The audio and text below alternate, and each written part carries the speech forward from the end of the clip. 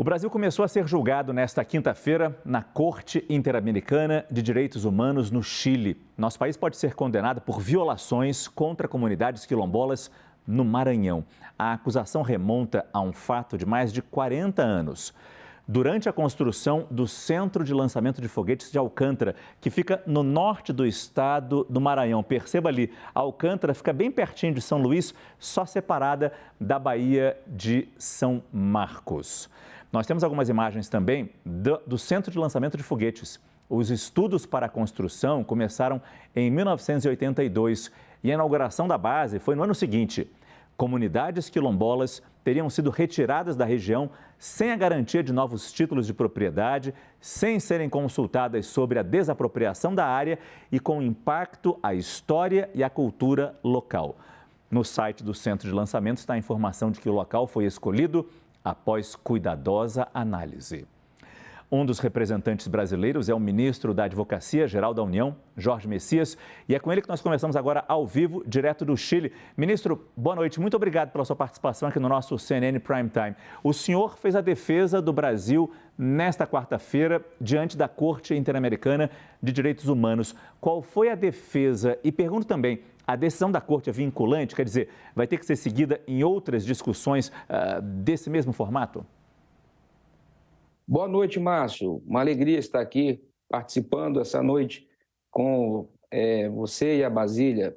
Então, o Estado brasileiro, representado pela Advocacia Geral da União e diversos ministérios, como o Ministério das Relações Exteriores, o Ministério da Igualdade Racial, o Ministério dos Direitos Humanos, teve a oportunidade de participar de duas audiências, no dia de ontem e hoje, perante a Corte Interamericana de Direitos Humanos, e foi uma oportunidade muito rica em que nós apresentamos à Corte Interamericana uma mudança histórica de posicionamento do Estado brasileiro. Em que consiste essa mudança, Márcio? O Estado brasileiro, ele reconheceu o direito à propriedade e a violação ao direito de proteção judicial a todas as vítimas das comunidades quilombolas de Alcântara.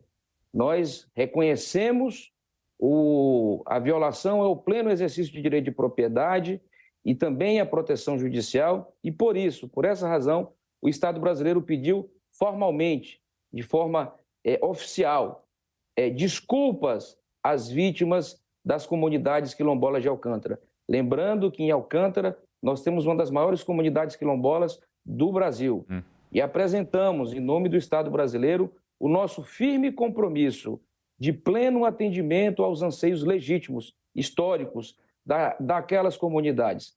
Um débito que o Estado brasileiro tem há 40 anos, com famílias, com quilombolas que não tiveram plenamente o seu direito satisfeito pelo Estado brasileiro. Então, hoje é um dia histórico, que marca uma mudança significativa de paradigma do Estado brasileiro sob a liderança e a coordenação do presidente Lula. Ministro, como o senhor sabe, a nossa analista de política, Basília Rodrigues, vai participar dessa entrevista e ela está lá no nosso estúdio em Brasília. E é sempre bom ter a Basília no nosso CNN Prime Time. Basília, boa noite. Oi, boa noite, Márcio. Uma notícia bem quente que a gente está dando aqui na CNN Brasil. Ministro, obrigada por ter aceitado o nosso pedido de entrevista. Tem nem uma hora que o senhor saiu da Corte Interamericana de Direitos Humanos, estava representando o Brasil aí no Chile. Esse pedido de desculpas me chama muita atenção, porque a gente está falando de povos que são historicamente escanteados, né, na forma do governo, do Estado tratar a importância deles. Levando em consideração que o Brasil é um país escravocrata, que não tem um reconhecimento justo às comunidades afrodescendentes, o que significou esse pedido de desculpas? Tinham até representantes lá do Ministério de Direitos Humanos na hora. E qual a solução, então, que será dada para essas comunidades? Vai ter uma reparação financeira? Vocês vão encontrar local para a moradia adequada dessas pessoas? Boa noite, Basília. Exatamente isso. O Brasil é um país que, por último, aboliu a escravidão. São 350 anos de escravidão. O Estado brasileiro tem uma dívida histórica com a população negra, que é a maioria do seu país. Então, a partir de hoje, o Estado brasileiro fala para aquelas comunidades para os demais países da América Latina, que mudou completamente a sua posição, e agora ele atuará em defesa daquelas comunidades, em proteção daquelas comunidades. E isso consiste, além do pedido de desculpa, em reparação econômica e, principalmente, na busca de titulação do legítimo direito de propriedade daquelas comunidades. No dia de ontem, o presidente da República editou um decreto criando um grupo de trabalho interministerial para, no prazo de 1 ano, indicar uma solução pacífica e conciliada, indicando qual será a área, qual será a destinação de forma conciliada, consensuada, em diálogo com essas comunidades. E, a partir daí, teremos 2 anos para efetivar, para dar concretude à propriedade daquelas comunidades, que é muito importante nesse caso, além do reconhecimento do direito de reparação econômica, que também é uma demanda que foi colocada pelos representantes das comunidades quilombolas perante a Corte Interamericana de Direitos Humanos. Ministro, é importante o senhor estar com a gente aqui, inclusive para falar também de outros assuntos, como o projeto de lei das fake news, que regula as plataformas e as redes sociais. A gente sabe que o PL das fake news deve ser votado na próxima semana. A AGU criou uma Procuradoria de Defesa da Democracia para combater desinformação, combater discurso de ódio. Como tem funcionado na prática, ministro?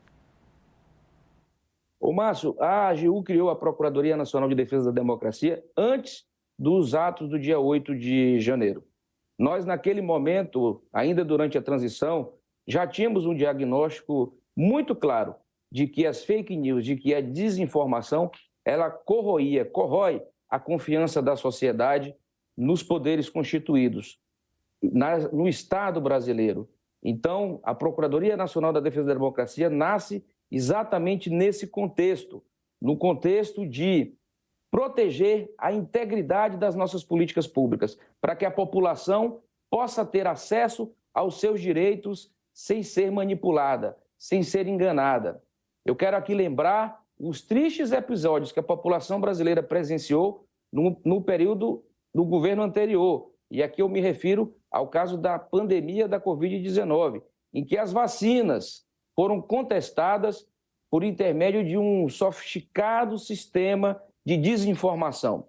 Então, nós precisamos proteger a sociedade brasileira da desinformação, das fake news. Então, nós criamos a Procuradoria Nacional de Defesa da Democracia exatamente para isso. Nós não poderemos mais tolerar que a desinformação ela vire uma arma contra a população, que vire uma arma contra a sociedade. É nesse contexto que nós criamos a Procuradoria, em que ela vai trabalhar. É importante dizer que nós fizemos uma ampla consulta pública, chamamos sociedade civil, academia, juristas, para discutir um formato, um modelo de regulamentação. Apresentamos esse modelo para a consulta pública e estamos no prazo de recebimento de colaborações, de críticas, de sugestões. Então, logo esse prazo se esgote, nós vamos publicar para a sociedade a versão final da regulamentação da Procuradoria Nacional de Defesa da Democracia. Basília, você tem mais uma pergunta, não tem? Eu queria saber um pouco mais sobre a atuação da AGU em relação ao 8 de janeiro. O senhor destacou na sua resposta agora há pouco. De que forma o senhor acredita que a advocacia poderá colaborar com a CPMI do 8 de janeiro, que está prestes a começar a funcionar? E logo que teve a tentativa de golpe aqui no país, os senhores da advocacia entraram com várias ações na justiça, vários pedidos, entre eles o de bloqueio dos bens das pessoas que tinham sido identificadas naquele ato criminoso. Em que ponto estão as ações da Advocacia Geral da União pós 8 de janeiro? E como que isso se conecta com a CPMI? Ô Basília, nós teremos a oportunidade de apresentar ao Parlamento, à sociedade, ao Poder Judiciário, todas as ações que a Advocacia Geral da União adotou ainda no dia 8 de janeiro. É bom lembrar que, na emergência do fato, quando os golpistas tentavam invadir os poderes da República, a Advocacia Geral estava trabalhando, apresentando ao Supremo Tribunal Federal medidas concretas buscando evitar a invasão daqueles poderes. Solicitamos a prisão em flagrante de todos os golpistas envolvidos na depredação dos poderes. solicitamos a prisão em flagrante do então secretário de Segurança Pública, o pronto restabelecimento da ordem, com a reintegração de posse dos prédios públicos e a liberação de todos os pontos de bloqueio. Naquele momento, diversas pessoas ocupavam as frentes dos quartéis ao longo de todo o país, pregando um golpe de Estado que veio a falhar para o bem da democracia, que saiu fortalecida, apesar da tentativa de golpe que nós vivenciamos no dia 8 de janeiro. Após o dia 8, a Advocacia Geral da União apresentou diversas ações, solicitando a plena reparação civil dos danos cometidos por essas pessoas. Eu quero dizer que foram mais de 12 ações que nós apresentamos contra mais de 223 pessoas físicas, 3 empresas, uma associação e um sindicato. Naquele momento, nós pedimos a plena reparação econômica dos danos causados, na ordem de 26,2 milhões de reais. E eu quero dar uma boa notícia para a sociedade brasileira, para a população. Nós já conseguimos, a Advocacia Geral da União já conseguiu o bloqueio pleno de todo o recurso que foi solicitado para a reparação do direito material, dos danos que foram causados por essas pessoas. E agora estamos buscando o valor de 100 milhões de reais, que é o nosso pedido de reparação do dano moral coletivo que foi causado por essas pessoas, que a Advocacia Geral da União, representando os 3 poderes, está agora processando perante a Justiça Federal de Brasília. Nós conversamos com Jorge Messias, advogado-geral da União, que trouxe informações sobre a mais diversa gama de assuntos, desde os quilombolas no Maranhão, que vão ter seus direitos respeitados já numa luta de mais de 40 anos, até agora os atos do 8 de janeiro. Agradeço muito, ministro, e agradeço também Basília Rodrigues. Obrigado a vocês dois. Ministro, boa noite.